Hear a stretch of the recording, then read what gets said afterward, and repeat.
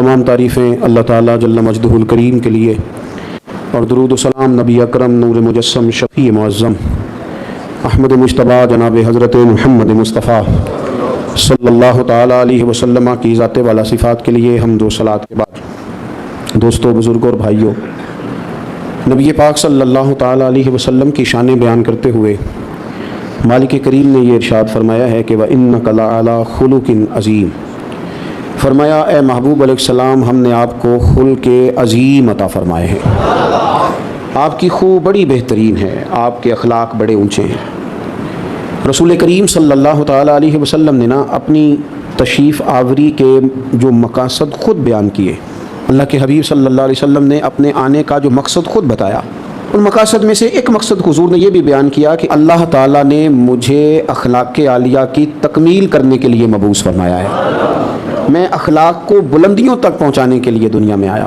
کہ نبی پاک صلی اللہ تعالیٰ علیہ وسلم نے ہمیں وہ والے اخلاق عطا کیے ہیں کہ اس سے زیادہ بہترین بات دوبارہ زمانے میں ہو سکتی نہیں۔ اور نبی کریم علیہ السلام خود ارشاد فرماتے ہیں، حضور فرماتے ہیں کمزور رائے والے نہ بنو کہ تم یہ کہتے پھرو کہ کوئی ہمارے ساتھ نیکی کرے گا تو پھر ہم نیکی کریں گے۔ کمزور رائے والے نہ بنو، بلکہ فرمایا کوئی نیکی کرے یا نہ کرے، تم نے نیکی ہی کرنی ہے، تم نے بھلائی ہی کرنی ہے، خیر کا رویہ ہی اختیار کرنا ہے۔ اخلاقی قدریں قوموں کی جب اونچی ہو جاتی ہیں، اور ایک بات اور بھی اپنے ذہن میں رکھیں کہ خلق کہتے ہیں ظاہری صورت کو، خلق کہتے ہیں باطنی اور صاف کو۔ اس لیے میں اکثر کہتا ہوں کہ صرف میٹھا بولنا ہی اخلاق نہیں، سچ بولنا اخلاق ہے، بخل سے بچنا اخلاق ہے، سخاوت کرنا اخلاق ہے، عاجزی اخلاق ہے، کسی کو عزت دینا یہ اخلاق ہے، اپنی طبیعت میں حوصلہ پیدا کرنا، بے صبری سے بچنا، شکر کا مزاج اختیار کرنا، یہ اخلاق ہے۔ میٹھا تو لوگ اپنے مطلب کے لیے بھی بولتے ہیں، میٹھا تو لوگ کام نکلوانے کے لیے بھی بولتے ہیں، میٹھا تو لوگ بندوں کو راضی کرنے کے لیے بھی بولتے ہیں، لیکن یہ جو بندہ زبان کے ساتھ لوگوں کو قائل کرتا ہے یہ لمبا نہیں چلتا، آہستہ آہستہ لوگوں کو پتہ چل جائے تو سب کے ساتھ ہی ایسا ہے، یہ تو بندے کو قابو کرتا ہے لفظوں کے ہیر پھیر میں، تو نیرا یہ اخلاق نہیں۔ میں کہا کرتا ہوں کہ کسی کی منہ پہ اس کی تعریف کرنا یہ اخلاق نہیں، یہ تو کئی دفعہ خوشامد بن جاتی ہے، کوئی کسی کے بارے میں غلط لفظ کہہ رہا ہو اور اس کی پیٹھ کے پیچھے کہنا نہیں تو غلط کہہ رہا ہے، تجھے پتہ ہی نہیں، یہ بات تو درست نہیں کر رہا، اصل بات اس طرح ہے۔ یہ اعلیٰ اخلاق والے ہونے کی علامت ہے، کسی کو غیبت سے بچایا بھی جائے اور خود بچا بھی جائے۔ اخلاقی بلندیاں اور اخلاقی رویے اونچے کرنے کے لیے حضور آئے۔ دیکھیے حضرت مولا علی شیر خدا کرم اللہ تعالی وجہہ الکریم، حضور علیہ الصلوۃ والسلام کے علم کے شہر سے فیض پانے والے ہیں نا، تو 2-3 جملوں میں انہوں نے نبی پاک علیہ الصلوۃ والسلام کے اخلاق بیان کیے، اور یوں محسوس ہوتا ہے کہ بڑی ساری شاعریاں، بڑے سارے ادیبوں کے فکرے اور بڑے سارے واعظین کے واعظ اور بڑے سارے خطباء کی تقریریں مولا کائنات نے سمیٹ کے رکھ دی۔ ترمذی شریف میں حضرت مولا علی شیر خدا کرم اللہ تعالی وجہہ الکریم کا یہ فرمان موجود ہے، فرماتے ہیں بھئی لوگوں، نبی پاک صلی اللہ علیہ وآلہ وسلم دل کے سب سے زیادہ سخی تھے، زبان کے سب سے زیادہ سچے تھے، اور مزاج کے سب سے بڑھ کے نرم تھے۔ بس 3 باتیں حضرت مولا کائنات نے بیان کی۔ حضور کا دل سب سے بڑا سخی ہے، زبان سب سے زیادہ سچی ہے، اور مزاج کے حضور سب سے بڑھ کر نرم ہے۔ یہ حضور کا اعلیٰ اخلاق۔ آپ کبھی ان 3 باتوں میں اپنے آپ کو ٹٹولے نا، ہماری زبانیں سچ کتنا بولتی ہیں، جو اللہ نے ہمیں اپنے فضل سے دیا ہے، ہم مالک نہیں بن کے بیٹھ گئے، وہ نکال کے کسی اور کو دینا ہمیں کس قدر زیادہ مشکل محسوس ہوتا ہے، اور ہمارے مزاج بڑے نرم ہیں، پر اپنے حق میں اپنی ساری غلطیوں سمیت اپنے آپ سے پیار ہے۔ پتہ ہے نا، ہمیں سب سے زیادہ اپنی غلطیوں کا پتہ ہوتا ہے، اپنی ساری غلطیوں کے باوجود اپنے آپ سے پیار ہے، اور دوسرے کی 1-2 پتہ چل گئی تو گھن کھانی شروع کر دی۔ حضرت مولا علی فرماتے ہیں مدینے والے محبوب سب سے زیادہ نرم دل تھے، شفقت کرنے والے تھے، کرم فرمانے والے تھے۔ دوسری بات، انسان کا جو حسن تکلم ہوتا ہے نا، اس کا جو بات کرنا، وہ بڑا معنی رکھتا ہے۔ کچھ لوگ کہتے ہیں یار چل کام نہ کرنا، بات تو ٹھیک کرنا، چل تو ہم جو کہہ رہے ہیں اس کو تسلیم نہ بھی کرنا، پر تیرا لہجہ تو ٹھیک ہونا۔ نبی پاک صلی اللہ تعالیٰ علیہ وسلم جب بات کرتے تھے نا، تو حضرت عائشہ صدیقہ رضی اللہ تعالیٰ عنہ فرماتی ہیں کہ حضور تمہاری طرح تیز تیز باتیں نہیں کرتے تھے، بلکہ اللہ کے پیارے حبیب صلی اللہ تعالیٰ علیہ وسلم کا کلام تو اس طرح ہوتا تھا کہ ہر جملہ دوسرے سے جدا ہوتا تھا، اور باتیں واضح ہوتی تھیں۔ اور اتنی بڑی بات کہہ دی، اما عائشہ صدیقہ رضی اللہ تعالیٰ عنہ فرماتی ہیں کہ نبی کریم کی تو کوئی باتیں گننا چاہتا تھا تو گن بھی سکتا تھا۔ شیریں گفتاری، یعنی دھیمے لب و لہجے میں بات کرنا۔ کئی دفعہ نا اما خود ہی بات کر کے بھول بھی جاتی ہے، بزرگ ہو گئی ہے نا, ابا جی کئی دفعہ بات کر کے بھول جاتے ہیں, انہوں نے خود کوئی کام کہا ہوتا ہے, خود ہی اس پہ ناراض ہو جاتے ہیں. اب اولاد کا کیا ذمہ ہے کہ وہ اماں ابا کے اس بڑھاپے پر معاذ اللہ طنز کرے کہ آپ کل یہ کہہ رہے تھے آج یہ کہہ رہے ہیں. ان کے لیے حکم یہ ہے کہ وہ نہ شفقت کے بازو پھیلائیں. عرش کا مالک کہتا ہے اوف بھی نہیں کرنی تو نے, کیونکہ وہ تیرے سامنے بڑھاپے کو پہنچ گئے. تو کیا ٹھیک ہے, جو کل کہا تھا وہ بھی ٹھیک ہے, جو آپ آج کہہ رہے ہیں میں اس کے لیے بھی تیار ہوں. یہ ہوتا ہے اعلیٰ اخلاق کا مظاہرہ. لیکن اگر آپ کہیں جناب کل آپ نے یہ کہا تھا آج آپ یہ کہہ رہے ہیں, تو یہ بات کی کمزوری ہے, اس سے ہمیں نکلنا چاہیے. جب انسان چھوٹا ہوتا ہے اس کا ذہن کمزور ہوتا ہے, جب وہ بڑا ہوتا ہے تو اللہ اس کے حوصلے کو بھی بڑا کر دیتا ہے. تو ہم بعض اوقات اس طرح کی باتیں کرتے ہیں یا ہمارے بڑے کرتے ہیں کہ ہمارے پاس سخت جواب ہوتا ہے, ہم دے سکتے ہیں, لیکن ہمیں حکم یہ ہے کہ تم نے اپنی عقل دیکھ کے جواب نہیں دینا, سامنے والے کا منصب دیکھ کے جواب دینا ہے. وہ دیکھنا ہے کہ وہ بندہ کس طرح کا ہے. اگر آپ کہیں کہ جناب میرے پاس شعور بڑا ہے تو میں ایسے کر دوں گا, تو یہ انداز پھر ٹھیک نہیں. دوسری بات, مسواک کرنا بھی سنت ہے, میٹھا کھانا بھی سنت ہے, اور گوشت کھانا بھی سنت ہے ویسے, اور سید الطعام ہے, کدو شریف کھانا بھی سنت ہے, اور جناب شادی کرنا بھی سنت ہے. یہ ساری سنتیں لوگوں کو یاد ہوتی ہیں, اچھی بات ہے, بڑی اچھی بات ہے. لیکن مسکرا کے بات کرنا بھی حضور کی سنت ہے, یہ والی بھی یاد کر لینی چاہیے. چلے اس میں بھی بھلا ہوتا ہے, ابا جی کا دل راضی ہو جائے گا اس بات سے, اماں جی خوش ہو جائیں گی. بڑے بھائی کو آپ مسکرا کے ملیں گے تو راضی ہو جائے گا, غریب آدمی سے مسکرا کے ملیں گے تو خوش ہو جائے گا. نبی پاک صلی اللہ تعالیٰ علیہ وسلم نے جو حیات نور گزاری ہے وہ غموں کے بیچ گزاری ہے. حضور فرماتے ہیں سارے نبی ستائے گئے پر میں سب سے زیادہ ستایا گیا, لیکن اس کے باوجود ان غموں کے بیچ حضور مسکراتے تھے. حضور مسکراتے تھے, اور مسکراتے بھی اس طرح تھے کہ کہہ کہا لگا کر نہیں ہنستے تھے. یعنی مسکرانا بھی وہ جو ڈھب اور سلیقے کا, سنجیدگی کا, مسکرانا بھی حسن والا, اس طرح نہیں کہ غیر سنجیدگی چھل کے. حضور مسکراتے تھے, غموں کے بیچ مسکراتے تھے, پورا منہ کھول کے نہیں. حضور کے لبہائے مبارکہ میں دانت نظر آتے تھے, اور حضور مسکراتے تھے تو نور نکلتا تھا, مسجد نبوی کی دیواریں روشن ہو جاتی تھیں. حضرت سیدنا عبداللہ بن حارث رضی اللہ تعالیٰ عنہ فرماتے ہیں, ترمذی میں موجود ہے, فرماتے ہیں میں نے دنیا میں کسی کو اتنا مسکراتے نہیں دیکھا جتنا مدینے والے محبوب مسکرایا کرتے تھے. آپ مسکرائیں, آپ کے لہجے اچھے ہوں, آپ مطلب حرج کیا ہے اگر آپ تھوڑا سا کسی بات پہ مسکرا دیں گے, کوئی مسئلہ نہیں. آپ تھوڑا سا آپ محسوس کریں گے کہ آپ طاقتور ہو گئے ہیں, آپ نے اگر اخلاقی رویہ مثلا, اس میں کوئی شک نہیں کہ میاں صاحب باہر سے تھکے ہوئے آئے ہیں, اس میں کوئی شک نہیں کہ خامد صاحب بڑے بڑے مسائل کا انہیں سامنا کرنا پڑتا ہے, اس بات سے میں آگاہ ہوں. پر بیگم بھی تو صبح سے بیٹھی ہے نا, اس نے بھی تو کسی سے بات کرنی ہے نا, کوئی آئے تو یہ صاحب آئے ہیں تو ان کا خیال ہے کہ سارے پیچھے با ملاحظہ پیچھے ہٹ جاؤ اور مجھے سونا ہے. بستر جھڑا ہوا ہو, تکیہ لگا ہوا ہو, اور کوئی آدمی سی نہ کرے. آپ کو پتہ ہے اللہ تعالیٰ نے مرد کو فضیلت دی ہے, اللہ نے مرد کو حوصلہ بڑھا دیا ہے, عقل بڑھی دی. کس لیے؟ وہ اسی لیے دی تھی کہ اس نے عورت کے ساتھ اس کی اس کم فہمی کے مقابلے میں اپنے حوصلے کو بڑا کر کے دکھانا ہے. تو یہ جلد باز ہو جاتا ہے, یہ سختی کرتا ہے, بڑے مسائل ہوتے ہیں باہر, اس میں کوئی شک نہیں. دنیا کے ساتھ نبھا کرنا, مردوں کے لیے کاروبار کرنا, دنیا کو ڈیل کرنا, بندے کو باتیں پوری طرح چور کر دیتی. لیکن اگر آپ باہر کی پریشانیاں گھر لے آئیں گے تو گھر والوں نے بھی تو کہیں آنسو بہا کے دکھانے ہیں نا, انہوں نے بھی تو سارے دن کی آزمائشیں بیان کرنی ہے نا. حضرت مولانا نقی علی خان صاحب فرمایا کرتے تھے, مجھے دعا مانگنے کا طریقہ میری بیوی نے سکھایا ہے. اور سب کس طرح فرمانے لگے, اس نے مجھے کوئی کام کہا, کوئی پیسے جہاں لگنے تھے, تو میں نے کہا بھی میرے پاس نہیں ہے, کچھ دنوں میں آئیں گے تو میں دے دوں گا. تو پھر اس نے ایک دن یاد کرایا کہ جناب وہ میں نے کہا تھا کہ وہ پیسے تھوڑے سے چاہیے تھے. تو کہتے میں نے کہا بھی نہیں ہے میرے پاس, جیب خالی ہے بالکل, حالات ٹھیک نہیں, ملتے ہیں تو دیتا ہوں. کہتے اس نے کچھ دن چھوڑ کے پھر یاد کرایا تو میں غصے میں آ گیا. میں نے کہا تم کیا مجھے بے عزت کرتی رہتی ہے, تو میں کہا نا میرے پاس نہیں ہے, جب آئیں گے تو دے دوں گا. کوئی باتیں کرنے والی روز ہی کسی آدمی کو پریشان کرنا. کہتا جب میں نے سخت بات کی تو اس بھلی مانوس عورت نے پہلے بات سن لی, پھر جب میرا غصہ اتر گیا تو اس نے ایک بات کی تو میں رو پڑا. کہنے لگی آپ ہی تو میرے خامند ہیں, آپ سے نہ کہوں تو پھر میں کس سے جا کے کہوں. کہتے ہیں میں رو پڑا, مجھے نہ دعا مانگنے کا طریقہ آ گیا. وہ کہنے لگی آپ کیوں رو رہے ہیں, تو میں نے کہا جب میں بھی اپنے رب سے کہوں گا نا مالک تو ہی میرا رب ہے, تجھ سے نہ کہوں تو پھر میں کس سے کہوں, تو پھر میرا اللہ بھی میرے اوپر رحمت فرمائے گا. تو تھوڑا سا نا اخلاق کی بلندیاں, طبیعتوں میں بلندیاں, اپنے باطن پہ تھوڑی سی توجہ. ہم نے سارا زور ظاہر کو سنوارنے پہ لگا دیا ہے, سارے رنگ ہم نے اپنے ظاہری وجود میں بھرنے میں صرف کر دیے. اگر تھوڑی سی توجہ اخلاق پہ دی جائے. میں نے نا, میرا ایک شوق ہے سیرت لکھنے کا, سیرت کی چیزیں جمع کرنے کا, یہ میرا محبوب ترین مشغلہ ہے.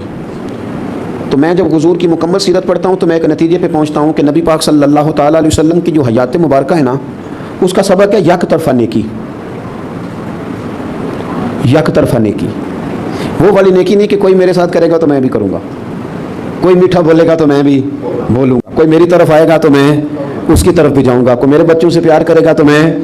سیرت نبوی کا یہ سبق نہیں. سیرت نبوی کا سبق یہ ہے کہ جو روڑے مارے گا اسے پھول دیں گے. سیرت نبوی کا یہ سبق ہے کہ جو ترش بولے گا جواب میں مسکرائیں گے. سیرت نبوی کا یہ سبق ہے کہ جو لوگ قیدی بنا کے بدر میں آئیں گے نا، صحابہ خود بھوکے رہیں گے اور قیدیوں کو روٹیاں کھلائیں گے اگرچہ دشمنوں کو قید کیا. سیرت یک طرفہ نیکی کا سبق دیتی ہے، دو طرفہ نہیں. ہم نے تو نیکی کو تجارت بنا لیا ہے کہ پہلے تو میرے ساتھ کر پھر میں تیرے ساتھ کروں گا، تو میرے گھر آ تو پھر میں تیرے گھر آؤں گا. یہ آپ عبادت کر رہے ہیں، تجارت کر رہے ہیں. یک طرفہ نیکی یہ حسن پیدا کرتی ہے.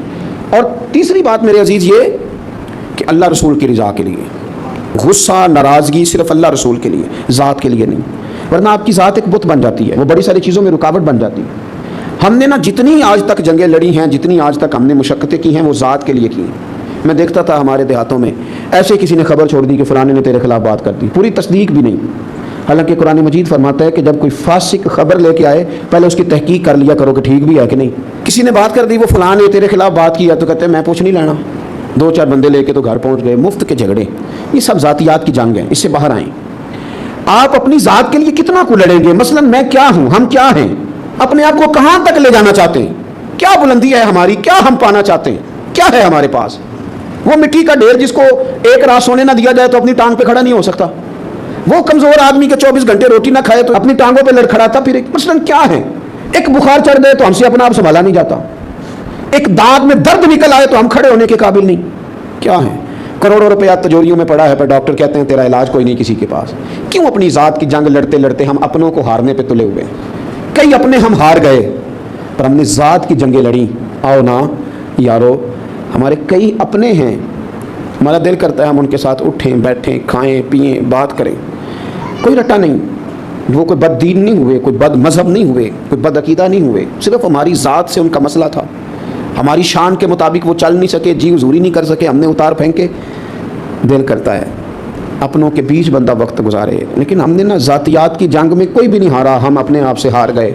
سنو نا حضور نے کیا سیرت دی ہے، اخلاق عالیہ کی کیا بلندی دی ہے. میدان احد میں اتنا انہوں نے تکلیف دی کہ حضور کے 70 صحابہ شہید ہو گئے.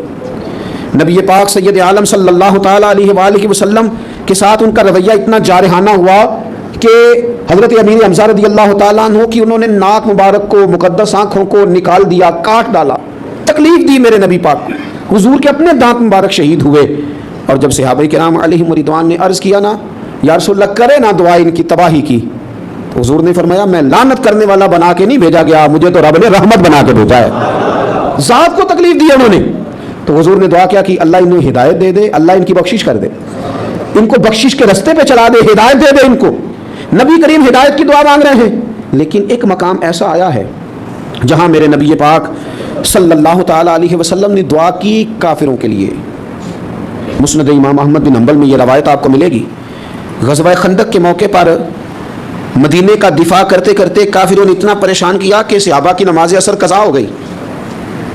ذات کو تکلیف دی تو کوئی حضور نے ان کے لیے دعا نہیں کی، تباہی کی. عصر کی نماز رہ گئی صحابہ کی، قضا ہو گئی، تو میرے رسول نے ہاتھ اٹھائے، کہا اے اللہ انہوں نے ہمیں عصر نہیں نہ پڑھنے دی، تیری بارگاہ میں سجدہ نہیں نہ کرنے دیا، مالک ان کے پیٹوں کو آگ سے بھر دے، یہ تیرے رستے میں رکاوٹ بن گئے، صحابہ نماز نہیں پڑھ سکے، ان کے پیٹ آگ سے بھر دے. ذات کے لیے نہیں، اگر مسئلہ ہے تو حدود اللہ کے لیے، اگر کہیں کو معاملہ ہے تو وہ جو بندہ اللہ رسول کے رستے میں آئے اس سے مسئلہ ہے. باقی مسئلہ دعا فرمائی ایک حضور نے، ایک فرمائی مسند احمد میں موجود، اللہ انہوں نے اثر نہیں پڑھنے دی، ان کے پیٹ آگ سے بھر دے. ہم نے کیا کیا ہوا ہے، میرے ساتھ فٹ نہیں ہے تو بندے ٹھیک نہیں ہے. وہ کسی شخص نے کہا تھا کہ میں نا برا نہیں تھا، بس لوگوں کے مطلب کا نہیں تھا، مطلب پہ پورا نہیں اترا تو میں برا بن گیا. حالانکہ آپ نہ رکھیں کسی سے تعلق، لیکن نفرت انگیزی تو نہ کریں. آپ کو کوئی بندہ اچھا نہیں لگتا تو آپ سوسائٹی میں یہ والا رنگ تو نہ اختیار کریں کہ بندہ ہی غلط ہے.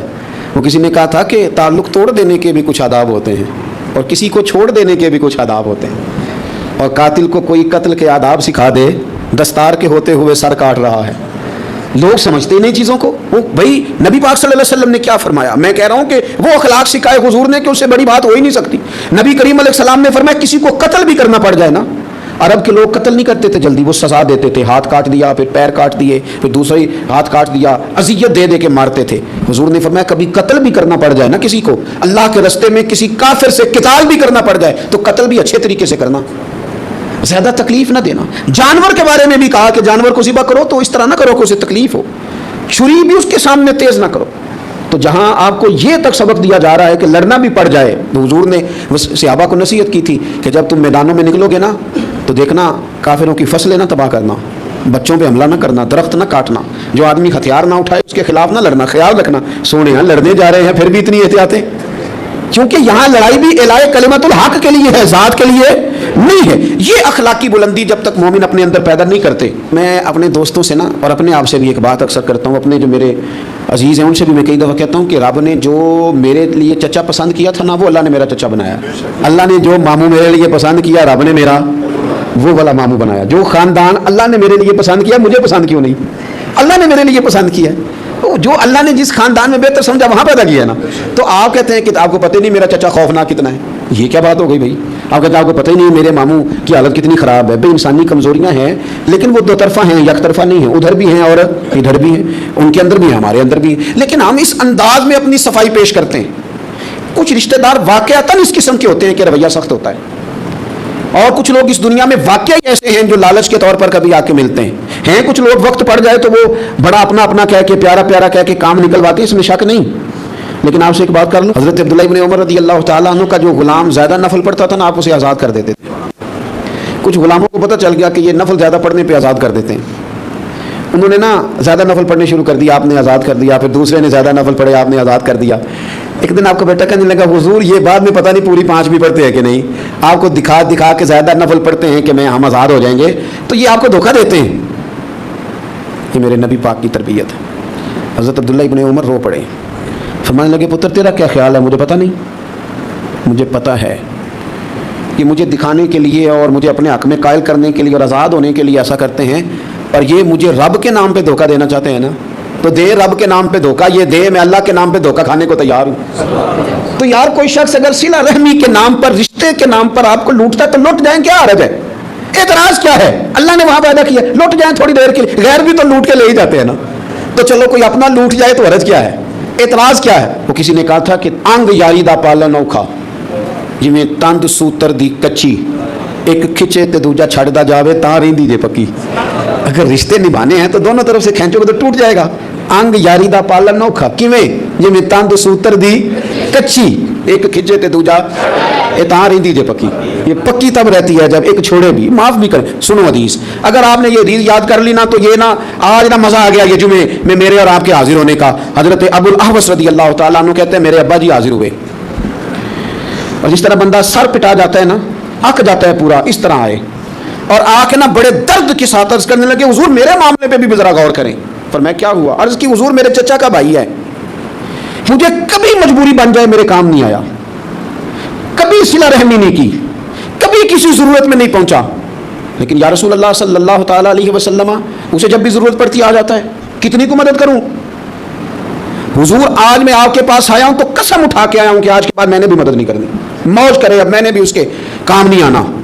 کہتے ہیں میرے والد پورے جلال سے بات کر رہے تھے، جب انہوں نے بات کر لی تو حضور مسکرائے، اور مسکرا کے حضور نے کیا فرمایا؟ وہ تو کہہ رہے تھے نا میں نے قسم اٹھا لی، اب طے کر کے آیا ہوں آج کے بعد میں نے بھی نہیں کرنا. حضور مسکرائے اور کریم فرمانے لگے تو اس طرح کر، قسم کا کفارہ دے دے، یہ قسم توڑ دے، اس کا کفارہ دے دے، وہ جو کرتے ہیں انہیں کرنے دے، تو اس طرح کر، وہ کام کر جو تو پہلے کرتا تھا. وہ نہ بھی کام آئے تو کام آ، وہ نہ بھی صلہ رحمی کرے تو صلہ. مانا کیا ہوا؟ وہ جو کرتا ہے اسے کرنے دے، تو محمد عربی کا غلام بن کے دکھا، تو رسول کریم والا ہے، تو اپنا رویہ ٹھیک رکھ، تو اپنا لہجہ ٹھیک رکھ. ہم نے اگر نیکی یک طرفہ نہ سوچی، کیونکہ بندے راضی کرنے کو نیکی کریں گے تو دو بھی نہیں ہو سکتی. نیکی تو کرنی ہے اللہ کو راضی کرنے کے لیے، نیکی تو کرنی ہے. اپنا ذہن بنائیں، یہ جو اخلاقی بلندیاں ہیں نا ان کی طرف سفر کریں، ورنہ ہم اتنے کمزور ہو جائیں گے، اتنے کمزور ہو جائیں گے. آپ کو پتہ ہے نبی کریم کی زندگی میں جو چیز سب سے زیادہ ہے نا وہ معاف کر دینا ہے. میں نا تقریر کرتا ہوں، آپ سنتے ہیں، بہت سارے علماء بیان کرتے ہیں، آپ سنتے ہیں، بہت سارے لوگ لکھتے ہیں، ہم پڑھتے ہیں، لیکن کچھ چیزیں ایسی ہوتی ہیں جہاں انسان رک جاتا ہے، آگے نہیں بڑھا جاتا. قریش مکہ کے جو مظالم ہے نا حضور کے ساتھ، وہاں نہ بندہ پوری طرح رک جاتا ہے، 2 قدم چل نہیں سکتا. یعنی بندہ کانٹے بھی بچھائے، اونٹ کی اوجڑیاں بھی گردن پہ لا کے رکھ دے. تقریر ہی ہے نا، میں کر دوں گا جوش میں، خدا را کبھی سوچنا. جرت کرے ہاں میرا پڑوسی میرے گھر کے سامنے کوڑا پھینکنے کی، طاقت ہے، جتنا مرضی غریب بندہ ہو کوئی لائے نہ کسی کی گندی اجڑی کسی جانور کی آج کسی غریب پر بھی پھینک کے دیکھ کے بھوچال نہیں آ جاتا؟ اجڑیاں حضور کی گردن پر رکھی، کانٹے بچھائے، اتنی تکلیف دی کہ رسول پاک مکہ مکرمہ سے تشریف لے گئے، وہاں جا کے آرام سے بیٹھنے دیا انہوں نے۔ کبھی بدر میں آ گئے تلواریں لے کے، کبھی احد میں آ گئے، کبھی خندق میں آ گئے، کبھی کوئی مسئلہ کبھی کوئی مسئلہ، کبھی کوئی تکلیف کبھی کوئی تکلیف۔ 10,000 کا لشکر لے کے حضور فتح مکہ کے لیے پہنچے۔ او مدینے والے محبوب کا میلاد منانے والوں، کبھی وہ بندہ نظر آ جائے نا جس نے گالی دی ہو تو پوری کی پوری بات یاد آ جاتی ہے، اس کی وہ ساری تلخیاں طبیعت میں کڑواہٹ پیدا کر دیتی۔ بندہ کمزور ہو تو بات الگ ہے، لیکن پیچھے 10,000 کا لشکر ہو اور حضور سیاہ رنگ کا امامہ باندھ کے اونٹنی پہ بیٹھے ہو اور جتنے کافر ہیں وہ سارے بھیگی بلی بنے سامنے کھڑے ہوں۔ کریم نے پوچھا بتاؤ تمہارے ساتھ کیا سلوک کروں؟ پتہ کیا کہتے ہیں؟ کہتے ہیں آپ کے والد بھی بڑے کریم تھے، ہم نے جناب عبداللہ کو دیکھا وہ بھی بڑے مہربان تھے، آپ خود بھی بڑے کریم ہیں۔ تو حضور نے فرمایا تمہیں پتہ ہے آج میں نے کیا ارادہ کیا، تمہارے ساتھ سلوک کیا کرنا ہے؟ یا رسول اللہ بتائیے۔ فرمایا میں نے وہی سلوک کرنا ہے جو جناب یوسف علیہ السلام نے اپنے بھائیوں کے ساتھ کیا تھا۔ انہوں نے تو پھینک ہی دیا تھا نا کنویں میں، اپنی طرف سے تو انہوں نے مار ہی دیا تھا نا، اور پھر اگر بچ بھی گئے تو انہوں نے بیچ ہی ڈالا تھا نا۔ انہوں نے تو حد کر دی نا، وہ تو اللہ نے انہیں مصر کا بادشاہ بنا دیا، انہوں نے تو کوئی کسر نہیں چھوڑی تھی۔ لیکن حضرت یوسف نے کیا کیا؟ فرمایا آ گئے ہو نا تو بھائی جو ہوئے تو جاؤ نا، تمہیں معاف کیا بھائی جو ہو۔ حضور فرمانے لگے وہی سلوک کرنا ہے جو جناب یوسف نے اپنے، یہاں تک حضور معاف کر رہے ہیں اور وہ مثال دے کے معاف کر رہے ہیں۔ تو پھر میرا خیال ہے میلاد منانے والوں کو، جمعہ پڑھنے آنے والوں کو، پیار کرنے والوں کو، حضور کے نام کے نعرے لگانے والوں کو چھوٹی چھوٹی باتوں میں ذات کے بت نہیں کھڑا ہونا چاہیے ضرور، پر اللہ رسول کے لیے اپنی ذات کے بت توڑنے چاہیے اور ہمیں اخلاقی بلندیوں کی جانب سفر کرنا چاہیے۔ اللہ کے حضور دعا ہے مالک حقیقی ہمیں سمجھنے کی توفیق عطا فرمائے۔ آخر دعوانا الحمدللہ رب العالمین۔